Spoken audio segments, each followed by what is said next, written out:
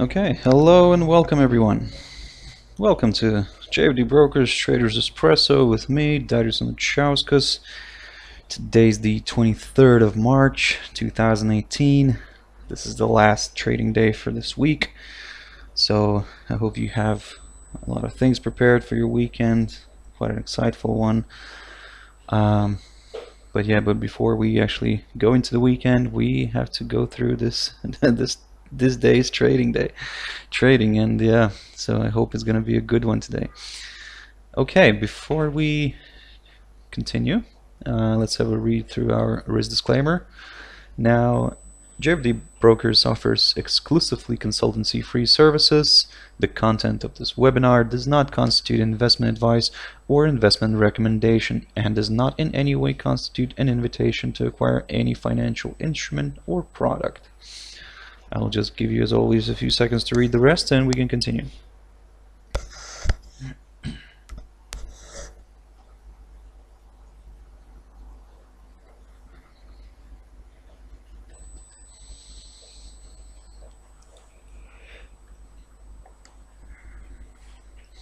Okay, so before we jump into the charts, as always, a bit of reminder of our jfdbrokers.com website. So yeah, I mean, if you click on here and go on JFD Group, you can click on JFD Research and access the information here that we throw out on a daily basis. We throw out daily and market analysis on a few pairs that we choose. Also then a few trading technical analysis, a few trading shoutouts. So yeah, guys, I mean, feel free to come and check us out. But now let's have a look at the charts. So the first one, Footsie. Footsie had a bad day yesterday. Now, yesterday in my videos, I was talking about that it was trading initially in the morning around this area, around the 7,040. So I said, if we're gonna, there is some potential basically to go in and test the psychological 7,000 area, but if that doesn't hold, we might get towards this area right here at around 6,960. So 6,960 proved to be an interesting spot here. It's slightly closed below it, so at the moment, of course, it's all, the eyes are all on the open today and how this trading week is going to close. So we might maybe get a bit of retracement, who knows. To be honest, if we get a move back above the 6,960, we could potentially, like I said, move higher back towards the psychological 7,000. Maybe we could test that level potentially.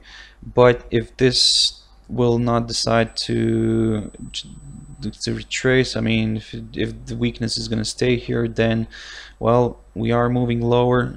If we're going to look at the weekly chart here, so we do have some interesting levels here.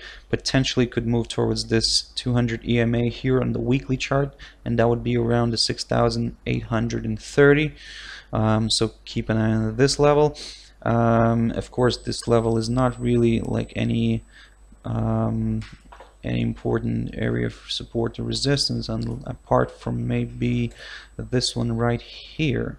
So, but then again, it's an inside swing, and yeah, potentially could see maybe a move towards this area right here. That's 6,840. Well, but keep an eye in this range of this little small range of between the 6,840 and 30.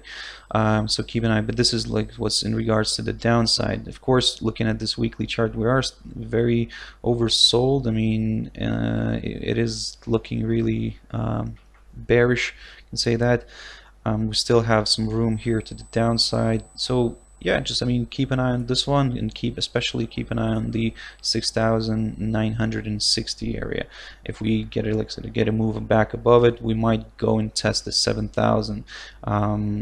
So yeah, unless this, of course, unless this index will decide to fully retrace its yesterday's losses and move back towards this 7,060 that we were watching this week. So yeah, guys, I mean, a lot of good levels to watch out on this one. Quickly, let's have a look at the DAX. DAX is also in the red. We can see that yesterday it touched the 12,000, the psychological 12,000. I was talking about this. I was saying that if we get a move below the 12,160, we might get a touch of the 12,000. So this is what happened. Well, you can say I got lucky on this one. But anyway, so at the moment, of course, we need to see how this week is going to close. To be honest, at the moment, probably it's quite difficult to speculate here, and probably a move below the 12,000 would be opening the path towards the 11,830 area. This low in March that we had. So watch out for, like I said, watch out for this round number of 12,000. This is an important support level. Potentially, if we get a reversal back up on the upside, watch out for the 12,160 area again. A move back above it could signal further maybe buying activity, and we could see maybe a move back up here towards the 12,460. But of course, let's not rush it, and let's go step by step. Let's have a look at the a few pairs now. Euro dollar. Really, let's say, annoying activity this week. So Monday we had an up move, Tuesday down, Wednesday up, and then Thursday down again, and now we're up, moving up again. So I mean, it is meeting its resistance here at this downwards moving trend line. So let's put a 4-hour chart, actually, it would be better here. So also we do have a strong level of resistance, not only this downwards moving trend line, but also this 123,600. So I would say a move above this could potentially try and push it higher. I mean, I can see that we had this yesterday, we had the same move above this, but then it actually sold off. So a test of this 123,600, potentially maybe slightly higher here, could open the path towards the 124,100, 124,150, and something like that. So keep an eye on this one. I mean, keep an eye on this 123,600, because, like I said, it's also, if we get a break above this, well, then we're also getting a break above this downwards moving trend line, that both could be bullish signals. On the downside, of course, if we get a move towards this area, the 122,700, I know it's quite a lot to drop here, but still, for us to consider further declines, maybe we would need a move below the 122,700, 122,750, I would say, and then move lower towards the 122,400. So then we would probably consider maybe further declines in this pair. But at the moment, this is looking strong, and it seems that it wants to touch the 123,600. Let's have a look at the GBP USD. Now GBP USD mixed here a little bit, I would say. It is above the 140,700 that I was talking about in a couple of previous few videos. So again, of course, we would need a good move below the 140,700 in order to kind of start looking more to the downside, I would say. We do have this upwards moving support line still. Could potentially make a move below here, maybe the 140,700, and then move lower towards this to test this short-term upwards moving trend line. Of course, that's only if we get a break below the 140,700. On the upside, if we get a move above the 141,500, a move back above here could push it towards these yesterday highs here that it went to on the BOE news, so the 142,200. So a move above the 141,500 could open the path towards the 142,200 again, and if that doesn't hold, well, we do have the 142,800 here on the top. So keep an eye on this one, guys. I mean, this is an interesting one. So yeah, we might get excuse me, we might get something out of it today. So another one that I really wanted to have a look at is the USD JPY. The only I need to get rid of this. This is a little bit overcrowded here. So the only word that I've got for this pair today is finally. Basically, we finally got our move below the 105.550. I've mentioned this area, and then we moved towards the 105.250, and then we took out nicely the psychological 105 level. So at the moment, we are seeing a bit of buying activity coming in. We might get a push back towards the 105 level, so keep an eye on that one today.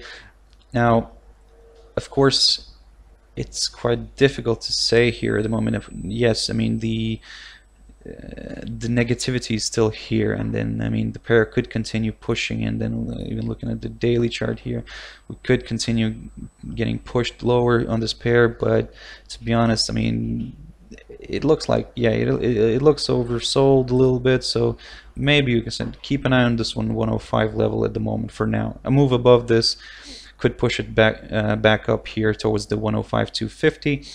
And of course, if we'll continue breaking these resistance levels here, then this could get back up here towards the 105.550.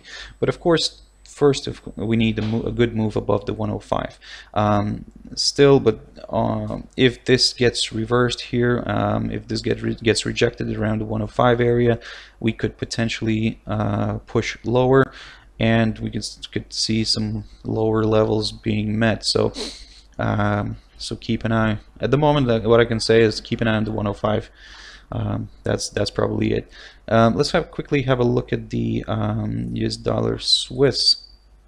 Now, moving nicely down, it broke this channel that it was in this week.